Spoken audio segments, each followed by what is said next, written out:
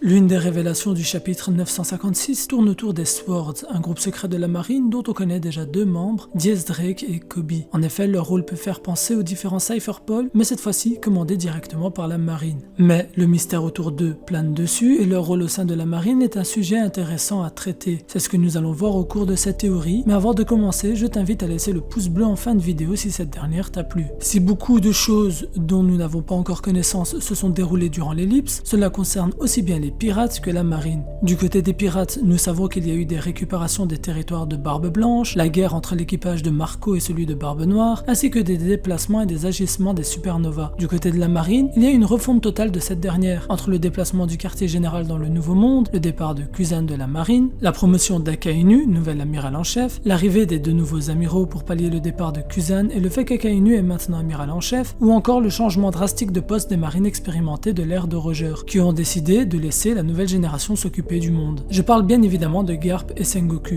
Mais nous apprenons dans le chapitre 956 que Diez Drake, un ancien contre-amiral de la marine, étant devenu pirate après avoir trop appris sur les dessous de l'organisation, est en réalité toujours affilié à cette dite marine, faisant partie d'un groupe particulier appartenant au quartier général de la marine, les forces secrètes Sword dont il est le commandant. Cette révélation bouleverse la structure de la marine et nous fait soulever quelques questions intéressantes. Car en effet, pourquoi Kobe fait-il partie de ce même groupe? Quel est leur objectif? Nous savons par exemple que Drake a infiltré l'équipage de Kaido et tient au courant via escargophone de la situation de Wano Kuni, un pays très fermé dont il est difficile de soutirer quelconque information. Les Sword, présentés dans le chapitre montrant les conséquences de la rêverie, pourra apporter beaucoup à l'histoire de One Piece et nous apporter des réponses sur le futur de la marine. Notamment le fait que Diez Drake parle du CP0 et met donc au courant la marine que ces derniers ont négocié avec le shogun Orochi et potentiellement Kaido, ce dont la marine n'était vraisemblablement pas au courant. Pour rappel, la marine est une organisation sous les ordres du gouvernement mondial, mais ce même gouvernement mondial est le fléau de l'humanité. Une chose que la plupart des marines savent, mais n'ont pas le choix de travailler sous leurs ordres. Comme expliqué dans ma théorie sur la volonté du dit, la marine est un organisme gentil. Il est là pour maintenir l'ordre et la sécurité et protéger les plus faibles. Seulement, elle ne peut pas désobéir aux ordres venant d'au-dessus, c'est-à-dire du gouvernement mondial. C'est pour ces raisons qu'elle a dû commettre des atrocités sous le nom de la justice, notamment avec le Buster Call ordonné par le gouvernement mondial à Ohara afin d'empêcher son peuple de connaître la vérité sur les siècles oubliés, et à Enies Lobby sous les ordres de Spandam, chef du CP9, groupe appartenant directement au gouvernement mondial, afin de mettre la main sur Robin et les plans de Pluton, détenus par Franky. Mais l'ellipse a apporté beaucoup à la marine, et si beaucoup pouvaient penser que Kuzan aurait fait un meilleur amiral en chef, je pense que les preuves sont nombreuses pour montrer qu'il fallait quelqu'un qui a les épaules larges comme Akainu pour endosser ce rôle. Car en effet, ce dernier n'hésite pas à tenir tête au Gorosei et à amener des changements. C'est ainsi que les Swords sont présentés comme groupe secret de la marine, secret peut-être même au gouvernement mondial, afin que la marine puisse récupérer un maximum d'informations et devenir de plus en plus indépendante.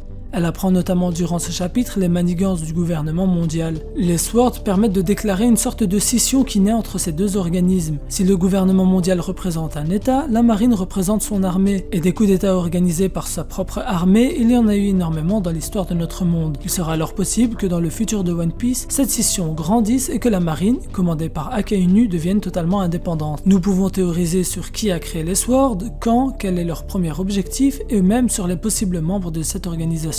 Le développement et le rôle de Diez Drake nous fait fortement penser à celui de Corazon, un commandant de la marine en infiltration dans un équipage pirate, celui de son propre frère Doflamingo. Corazon, ou plus précisément Rocinante, était sous les ordres d'un certain Sengoku, tandis que Kobe a été entraîné par Garp. Garp est devenu un instructeur et Sengoku, lui, un inspecteur général après l'ellipse. Mais ce qui est très intéressant est aussi le tatouage d'Akainu où l'on peut voir, près de son épaule droite, qu'il y a un sabre noir tatoué. Est-ce une représentation de ce groupe secret? Je pense personnellement que Akainu aurait pu décider de créer ce groupe, mais comme il était trop surveillé par le gouvernement mondial et avait trop de responsabilités, il a délégué cette dernière à un certain Garp ou Sengoku, lui laissant s'occuper de choisir les membres et leur fonctionnement, mais que les informations devaient remonter jusqu'à lui d'une certaine manière sans éveiller les soupçons du gouvernement mondial. Une autre possibilité, se basant plutôt sur leur métier aujourd'hui et que l'inspecteur général Sengoku est le chef des Swords, tandis que Garp sélectionne certains membres après les avoir formés. Il y a de fortes chances que ce sont les paroles de Kobe à Marineford et l'éveil veille de son acquis qui ont fait en sorte qu'il soit recruté, car ce dernier aurait la vision nécessaire de la marine pour pouvoir rejoindre les Swords, c'est-à-dire une vision se basant sur la capacité à remettre en cause les choix de la marine ou du gouvernement mondial et de ne pas suivre simplement les ordres. Parmi les possibles membres, nous pouvons imaginer que Kuzan n'ait en réalité pas quitté la marine et joue un rôle d'infiltration comme pour Diez Drake. Il est difficile de concevoir que Kuzan, qui était un amiral et qui avait une vision de la justice propre à lui mais respectable, décide tout à coup de rejoindre les pirates, clan ennemi à la marine, pour un désaccord avec l'amiral en chef. Par contre, cela signifierait qu'il agit sous les ordres de quelqu'un d'autre qu'Akainu et cela signifierait que le chef des Swords se trouve du côté de Garp et de Sengoku. Un personnage qu'on a à peine vu dans le manga, apparaissant pour la première fois dans le chapitre 92, Bogart, pourrait aussi être un membre des Swords, étant un officier des quartiers généraux de la marine, mais aussi le bras droit de Garp.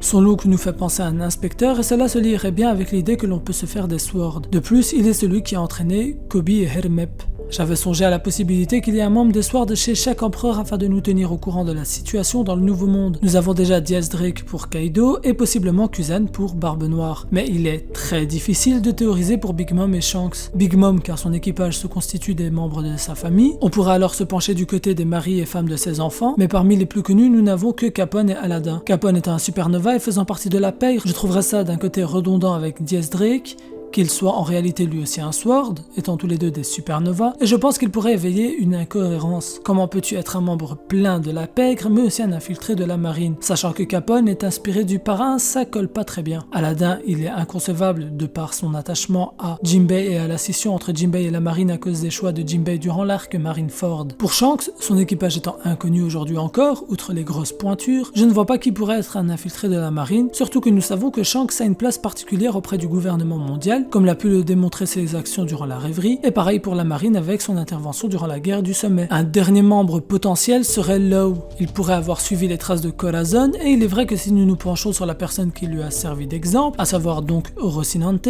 on ne comprend pas trop pourquoi Law est devenu pirate et non marine, surtout qu'il a pu discuter tranquillement avec Sengoku à la fin de l'arc Dressrosa, les deux personnages étant liés par ce fameux Corazon. De plus, nous pouvons maintenant songer que c'est Diez Drake qui l'a libéré de la prison à Wano, et Law a l'air de savoir que ce dernier joue un double jeu et accepte de faire partie de son plan. Law pourrait avoir gardé contact avec la marine et pourrait donc potentiellement être un Sword. Mais je ne suis pas certain de cette théorie et mon cœur aimerait que ce ne soit pas le cas. Je pense qu'il est devenu pirate afin de venger Rocinante par lui-même, chose qu'il a réussi à faire en choisissant de s'allier au Mugiwara. Mais aucune des deux possibilités proposées ci-dessus n'explique pourquoi il a sauvé Luffy à la fin de la guerre de Marineford, sauf s'il avait déjà établi un lien avec Garp et a décidé de sauver Luffy par respect envers son grand-père. En conclusion, nous pouvons théoriser sur le rôle de ce groupe secret du quartier général de la marine. Son rôle est similaire à celui du Cypher Pole et montre que la marine essaye de devenir indépendante. Diez Drake met au courant que le gouvernement mondial troque avec des pirates et cela le choque, ce qui prouve qu'une scission naît entre les deux organismes. De plus, Garp avance que la marine fera tout pour connaître qui est la cause de l'incident survenu à la rêverie, mais s'il s'agit de la tentative d'assassinat sur Cobra et Vivi, il y a de fortes chances que cette dernière vient du gouvernement mondial, orchestrée par le Gorosei sous les ordres d'Imusama. Ainsi, les Swords pourraient avoir le rôle d'enquêter sur ce dit incident et cela accélérera la séparation des deux pouvoirs. Si Koby fait partie du groupe, c'est bien évidemment parce qu'il est devenu plus fort durant l'ellipse et que sa vision correspond à celle nécessaire, une capacité de remettre en question les choix de la marine et du gouvernement mondial, chose qu'il a prouvé à Marineford en s'opposant à Akainu. Mais je pense que le chef de ce groupe et son créateur se partagent entre Akainu, qui tient tête au Gorosei et qui veut faire de la marine une puissance indépendante. De plus, il a un tatouage en forme de sabre qui se dit Sword en anglais, pour rappel, sur son épaule droite, Garp et Sengoku qui pourraient regretter certains choix de leur époque d'amiral en chef et vice-amiral de la marine et qui auraient décidé de gérer un groupe d'élite capable de soutirer un maximum d'informations grâce aux capacités de leurs membres. Aujourd'hui, nous connaissons seulement deux membres présentés dans le 956e chapitre, Diez Drake et Koby, et nous pouvons concevoir qu'en réalité, Kuzan n'aurait pas quitté la marine mais a rejoint ce groupe dirigé par quelqu'un d'autre d'Akainu, car Kuzan ne voulait pas être sous les ordres d'Akainu mais sous ceux de Sengoku ou Garp, cela ne le dérangerait pas. D'ailleurs, on peut faire un parallèle avec Diez Drake, les deux sont d'anciens marines devenus pirates et ayant rejoint un empereur. Le groupe pourrait exister depuis très longtemps bien sûr, mais il est tout à fait possible que ce dernier fût créé durant l'ellipse, en conséquence de la guerre du sommet. Bogart, le bras droit de Garp, qui tient beaucoup de l'inspecteur dans le Kara Design, pourrait faire partie des Swords. Il est encore un peu tôt pour établir des théories sur des arguments plus solides, mais je voulais malgré tout vous proposer cette dernière. Je pense que les points que je partage restent tout de même intéressants à analyser et discuter autour, donc n'hésite pas à laisser ton avis en commentaire, l'espace commentaire est justement dédié à ça. De notre côté, nous arrivons voir la fin de cette vidéo qui j'espère t'aura plu. Si c'est le cas, tu peux laisser le pouce bleu. Et si tu es nouveau, je t'invite à t'abonner et activer la cloche afin d'être notifié de mes prochaines théories. Tu peux aussi, pour terminer, partager la vidéo. Ça aide au référencement de la vidéo et donc de la chaîne et je t'en remercie. C'était Ryuzaka, El Psy Konguru.